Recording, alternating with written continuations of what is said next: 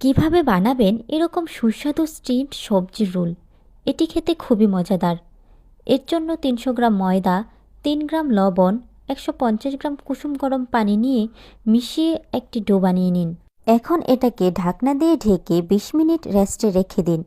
এখন বাঁধাকপি নিয়ে কুচি কুচি করে কেটে ১ চামচ রান্নার তেল দিয়ে ভালোভাবে নেড়ে মিশিয়ে নিন।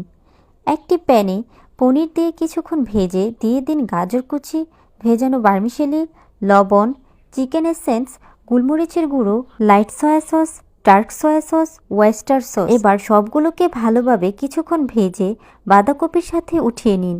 এবার এতে দিয়ে দিন পেঁয়াজকলি কুচি, ১ চামচ তেল। এবার সবগুলোকে একসাথে মিশিয়ে নিন। এখন ডো দিয়ে লম্বা রোলের মতো বানিয়ে টুকরো টুকরো করে কেটে নিন। এখন একটি বেলুন দিয়ে বেলে রুটি বানিয়ে সবজির পুর দিয়ে রোল বানিয়ে নিন।